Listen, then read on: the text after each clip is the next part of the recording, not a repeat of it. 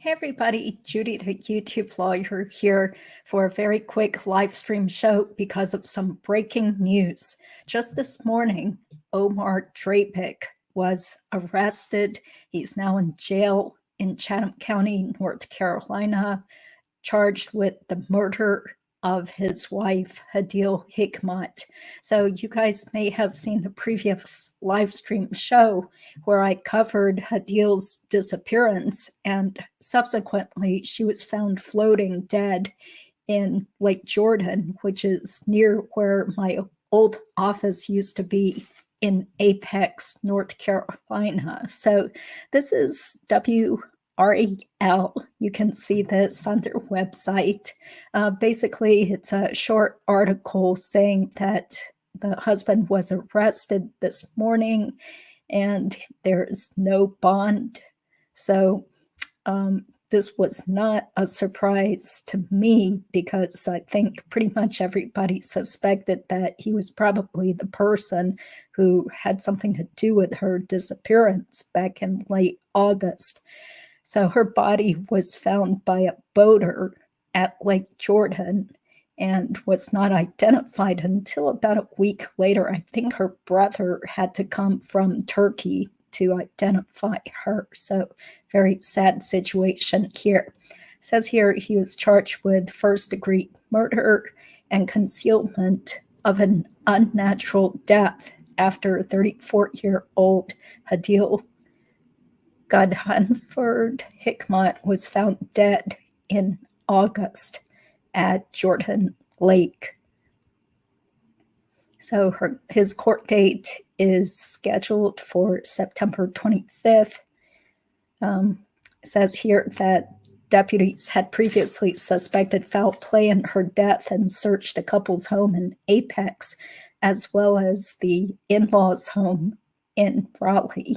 So there were a bunch of things that were taken out of the homes, including a vehicle that was seized and at least one, maybe multiple computers and cell phones. So the body was discovered August 29th near Farrington Point boat ramp on Farrington Point Road. And she was identified through fingerprint analysis. They have this nice quote. Well, I don't know if you would say nice. I guess it's very sad. A quote from her brother, Faraz, who says, "This is some justice for my sister, Hadeel. I'm crying right now for this man who has been arrested, and I'm crying for Hadeel's homicide." So, very sad situation. And just a stray comment about the body being found near Farrington Point boat ramp. So I have some relatives that go there quite often to go fishing as well as boating. And basically, one of my relatives said this was clearly a very shoddy job of disposing of the body because that's an area where lots and lots of people go. There are a lot of boaters. So, you know, if you want to dispose of a body, then don't do it near that boat ramp. I mean, it seems like it was probably some sort of very unplanned or poorly planned crime. So thank you guys for being here. Let me remove this from the screen, see who's here. Hey, Helen, thank you for being here. Let's see, Carolyn, thank you for being here. Looks like he has a YouTube channel. It's under Omar Drabick. Yeah, thank you so much for telling me because I do want to show that also. Some people might find it kind of interesting because Omar, he graduated from UNC Greensboro and looks like he never got any sort of white-collar professional job because he was working as a lawn care associate at Home Depot. And you know, he seemed pretty unhappy with his job, so he decided he wanted to go into teaching. He started doing this online master's degree program with Grand Canyon University, which is somewhere out in Arizona. Looked it up. It's actually a very low-ranked school, but he did get his degree and was very proud of it and posted pictures of his diploma on Facebook. So this is one of his videos here. I hope you guys can hear it. You can see his channel also. Thank you, Carolyn, for telling us about it. This is a video he did 5 years ago, talking about how he wants to be a teacher. Okay, so I'll go ahead and play it. Hopefully you can hear it. I'm Omar Drabick, student of Grand Canyon University. Today, I'm here to discuss the dispositions of professional educators, what their strengths and weaknesses are, and the dispositions they should have in order to guarantee success as a teacher and success for their students, to help contribute to the schools they work at and continue to contribute to the growth in success rates. To start off, I will also say that as I describe and explain my dispositions, I do it with a purpose of explaining what a professional educator should be and what they should strive for. So as a professional educator in the future, I believe the traits, the dispositions I possess that would make me a good teacher are that, most importantly, I believe that all students can succeed together equally, and that we can all work together and set realistic goals that we can all reach together. All it takes to succeed is just put your mind to it. All it takes, and you will succeed. Another important aspect, another very important aspect that sets a great example as a professional educator is to respect diversity and the needs of students. All students are capable of reaching the same success and reaching their potential, regardless of which background they come from. Some students might have a little more special needs than others, and some students may only have a little bit more to improve on. So it is a teacher's responsibility to go all out and over for their students and to help accommodate them the best way possible to help the students reach. But he just basically was saying a bunch of feel-good stuff about how all students have the ability to learn, you know, just some aspirational things about being a teacher. So it seems like he was taking it pretty seriously.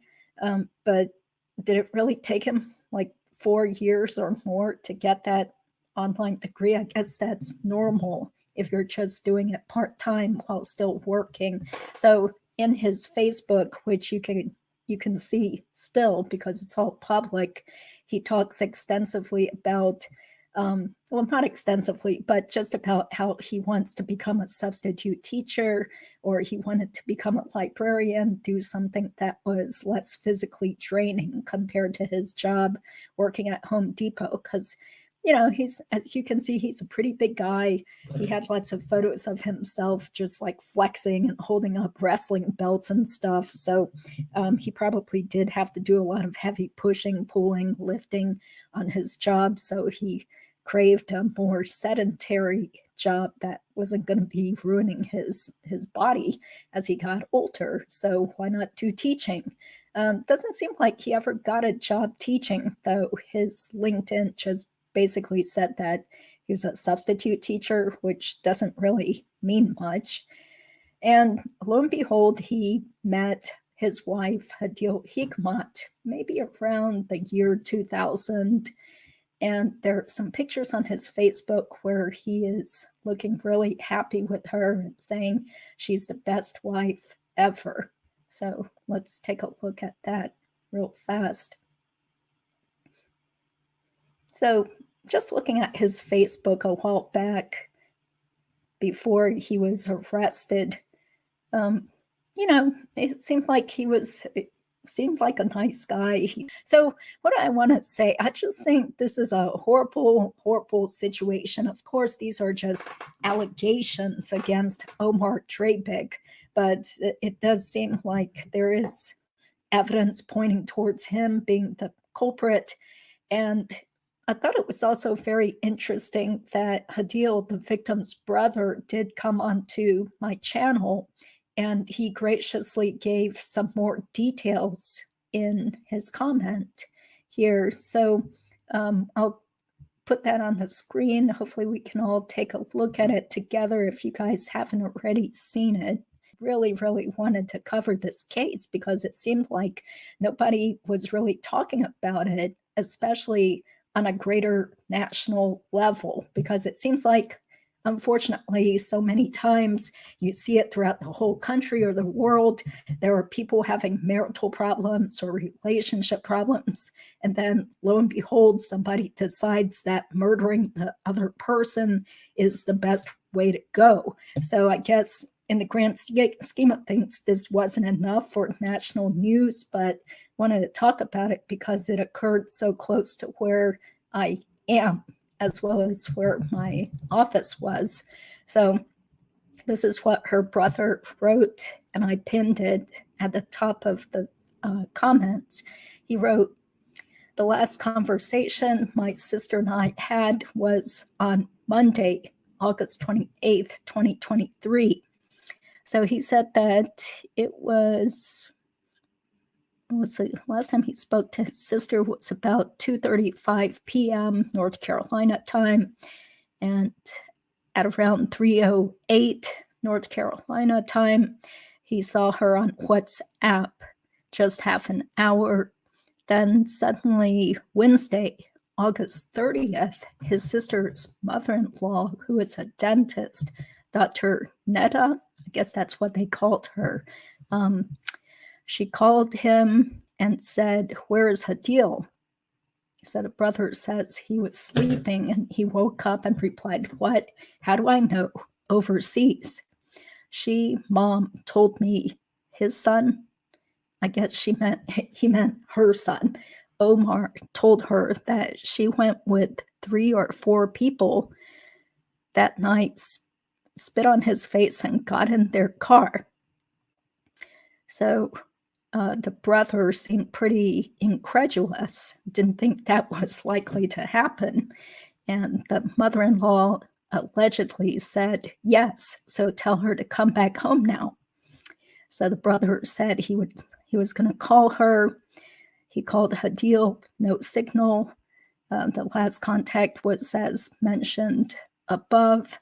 He called Omar's mom, and she insisted on her son's story. But then here, apparently, the mother-in-law told a different story to Hadeel's sister, who's in Iraq, and said something about how they were together at night having dinner. So the brother became very concerned and contacted the police. So the police went over to talk with her sometime around 3 in the morning, at which point the mother-in-law became very irate and called up the younger sister and said, "Why did your bastard brother call the police?" She was angry, and she blocked the brother on WhatsApp. She just disappeared. No more communications there. So very sad, very bizarre situation, but I think most of us can kind of put 2 and 2 together and maybe make some good guesses as to what could have happened here. So the brother also on Facebook does give more details about the marital problems between his sister Hadeel and her husband Omar. So both of them were probably about the same age, I think, maybe around 34 years old. So here you can see that, brother-in-law was kind of friendly with Omar at first back in July, but then things rapidly went south. So here, okay, good. Okay, so it looks like Faraz is very active on social media, and I do thank him for being willing to tell us more details, and he's really the big advocate for his sister now. So he just posted, "Gents, justice got him. Omar Drabick, now in jail. Thanks God. Hadeel Hikmat justice." Okay, so he has a link to that this is a different news article that just came out. So this is from ABC 11. Boy, look at that picture of Omar. He does look pretty serious and mean in this picture. Let's see if we can click on it here. Okay, so maybe this is a screenshot that he took of ABC 11's article. Yeah, but that's not even his mugshot. Okay, so people are saying, "Hadeel, my cousin, we lost her. Yes, but we do not want to lose everything, especially her rights and fairness, according to justice. Iraqi wisdom says that only what is correct is correct. Happy to see justice will get served." So that's just some of the comments. I think he's going to get a lot more comments and must be really busy with so many people calling and contacting him all over the place. Yeah. Oh, well, that's nice. Oh, how funny. Okay. Yeah. Interesting. Okay, I did not know this, but Faraz posted my video. I'm so sorry my voice sucks. Okay, guys, I get lots of criticism from people saying, hey, you sound sick. You sound like you have a cold. What's wrong with your voice? You need to drink tea. Well, sorry, but this is my voice, okay? I mean, some people have voices that are very papery thin. Some people sound like ducks. Some people have deep, nice broadcaster voices. This is not what I do for a living, okay? I'm not a professional journalist. So, but anyway, I digress. I mean, getting back to this case is just so awful. And it didn't have to happen because I'm a divorce attorney and I try to tell people as much as possible about different alternative dispute resolution processes, such as collaborative divorce, mediation, arbitration. Just even mediating can usually kind of smooth things over, kind of get people a little bit more realistic about their chances of going to court, get people to calm down, refer people to see counselors. So you don't have to murder someone if your relationship is going south. It's just crazy how many of these types of cases we keep hearing about. So this is really nice. Thank you, Faraz. He posted to my channel, and okay, so that's interesting because I had no idea he did this. Okay, so that's my previous video when we had nobody charged and nobody arrested yet. Yeah, okay, so he also posted another link here to a different news station coverage. Okay, and then somebody wrote here, Hadeel Ghadhanfer Hikmat, the friend, sister, and cousin. Her memory remains in our minds, and her husband, Omar Matthew Drabick, remains the one responsible for her because he is her husband and she was in his care. And I ask justice to show the truth and do justice to the case and knowing the killer. Okay, so again, since this is like a show on YouTube, I do have to say that he has not been convicted yet. He's a suspect. He's been arrested. But of course, he still gets to go through the criminal justice system, and we'll see what happens. He might make a plea deal. He might have to go to trial. We're not sure. So it sounds like he's getting a public defender as opposed to having a private attorney. So I'm just assuming his parents aren't going to bail him out. They're not going to be forking over thousands of dollars to try to pay for him to have a private attorney. And that's fine because there are plenty of great public defenders as well as great court-appointed attorneys around this county. Okay, so here the brother posted some more pictures here. He says, I wish I could cry, but I failed. I'm standing, sis, till justice is served. Netta insists Hadeel is okay and fine, and Raleigh police confirm Netta's words. Police have not been informed of Hadeel's behind-the-scenes details, private daily routine life. Netta shouted, why did this animal Faraz call police? Monday, been killed. Tuesday, been found in lake. Wednesday, been seen at Netta's dental clinic. I couldn't get it. Okay, so I guess he's saying what stories he was told. Okay. So this has a lot of information where it makes it sound like Hadeel's mother-in-law was siding with her son and trying to spin some sort of story, allegedly, to Hadeel's family. Okay, so I haven't read all of this yet, just saw it here. Okay, so this is a picture of Hadeel with Omar in happier times. Yeah, she looks really young in this picture down here.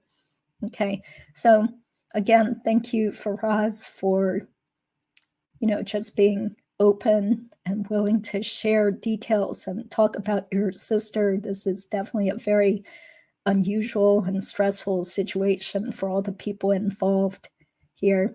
So I'll go ahead and take that off the screen. Okay. Okay. Okay, here's another thing. Oh, thank you, 5car5. Yes, it is hard to keep talking all the time. And I do have to talk a lot. It's part of my regular job too. So usually by the end of the day, it's like, oh man, I don't want to keep talking anymore. Boy, So I have this relative who is a psychiatrist who does tons of talk therapy. So, when she's done with her end of the day, she just kind of like sits on the sofa and doesn't even really want to talk with her family and sits there with her iPad. So, it is tough. Thank you for appreciating that and mentioning that. Okay, so here's something else that I thought would be interesting to show because this is public information. Okay, look at this mugshots zone. So apparently Omar's younger brother, Sammy, got arrested a year and a half ago. Okay, there's his mugshot. Last year, it says age 23. Simple assault.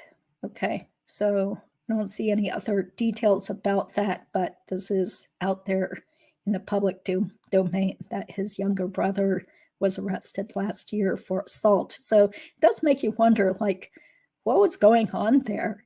I mean, from all accounts, it seems like the family was very successful, or at least the mother was.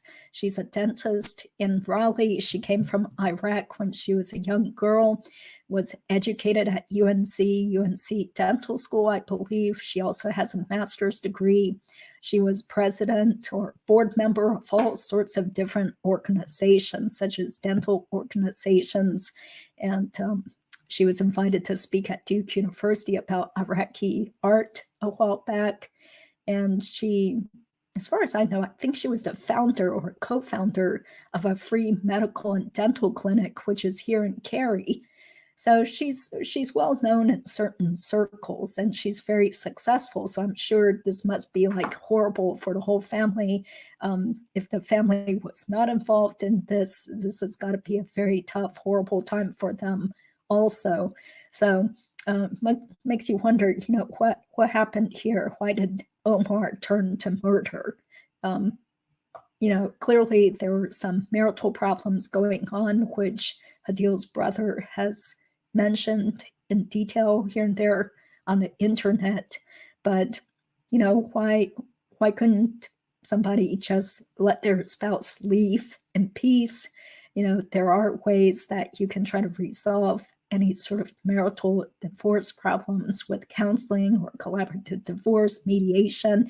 And I mean, just from a purely objective standpoint, it did seem like they had financial problems, but they didn't have many assets to really potentially fight over if there was a divorce.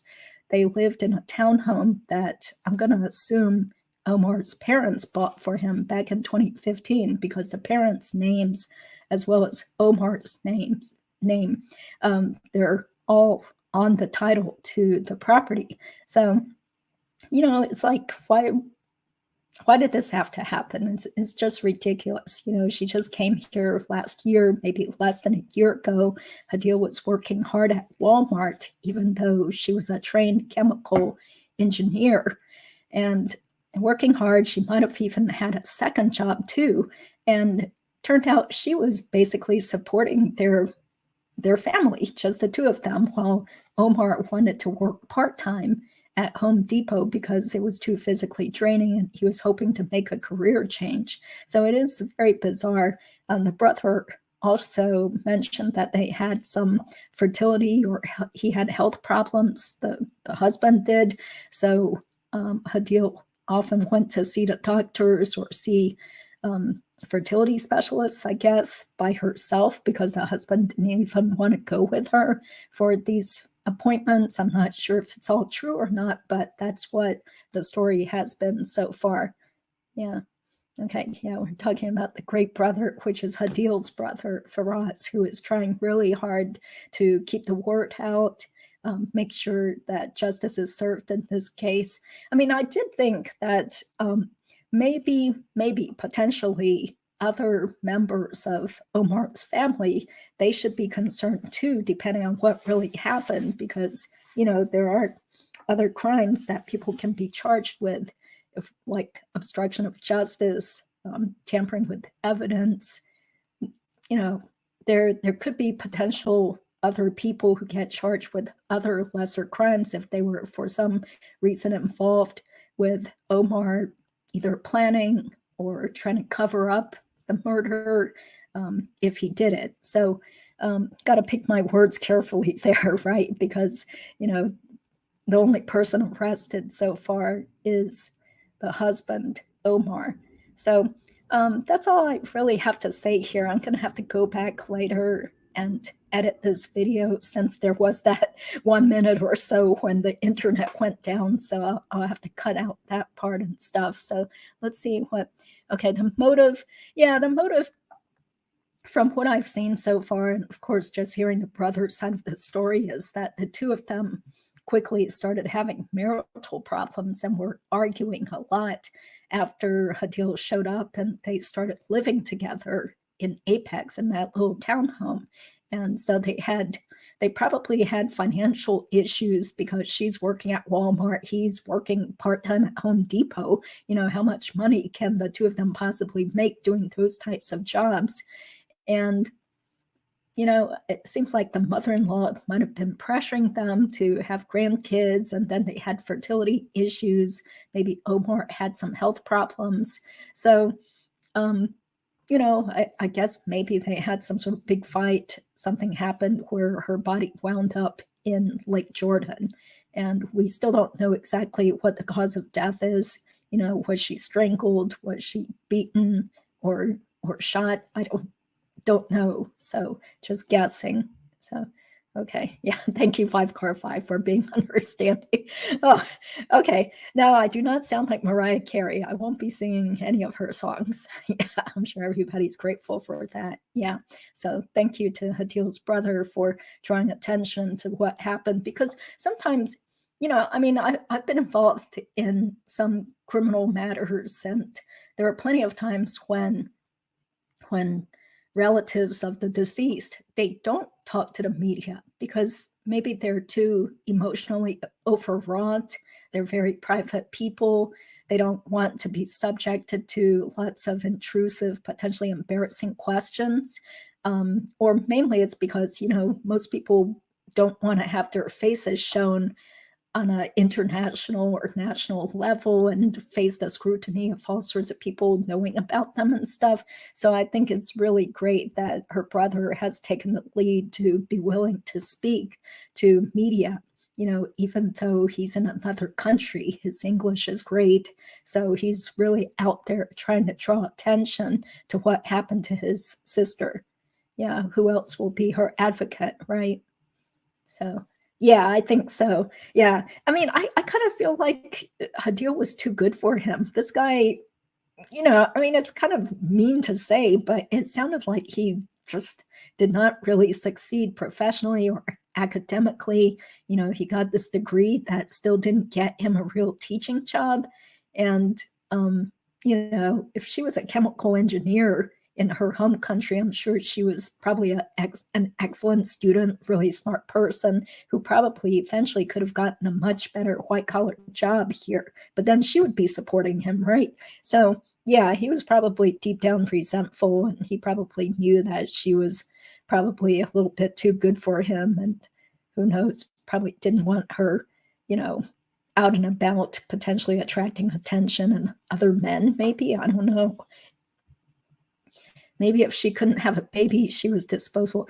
Yeah, it could be. Although, based on what the brother said, it sounded like Omar didn't even really want to have kids himself.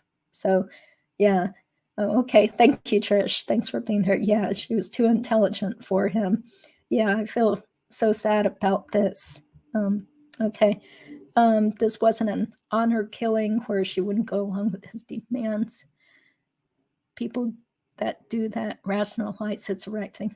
Oh, well, yeah, I don't think this was, yeah, who knows how he rationalized it. He probably just like blew up and didn't think things through and this is my guess, but he probably just flew off the handle and killed her and then quickly had to go and dispose of the body. And of course, Lake Jordan is pretty close to where they lived. So, yeah, like I said before, I might have gotten cut off when my internet went down, but one of my relatives said that Farrington boat ramp is actually a stupid place to try to dispose of a body because there are tons of people that go there and a lot of boaters go there. So if you want to do a good job hiding a dead body, don't do it at that Farrington boat ramp. Yeah. Okay. Thank you, Brooklyn Rules. I appreciate your support. Yeah. Somehow people rationalize it. Oh, okay. So you got to grab a cookie. Okay, good. When I had to take a break. Okay. They have to be narcissistic to some extent to think their life is more important than someone else's. Yeah. Yeah.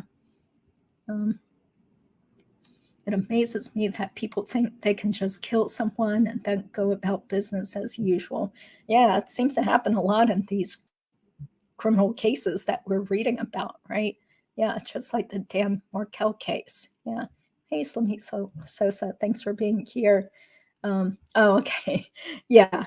Okay, so I was just frozen. Okay, I thought maybe the screen just went blank for you guys out there. Okay. See, probably tried to dispose of her body quickly. Yeah, that's what I'm assuming. Yeah, that he just needed to have a place that was close by. So where do I go? Lake Jordan, because there's tons of trees. There are places where not a lot of people go. Maybe it was nighttime. Again, this is just all conjecture based on publicly available information. Yeah. Okay. So glad he was arrested. Very sad though. Yes. Okay. Deeply insecure, self-hatred.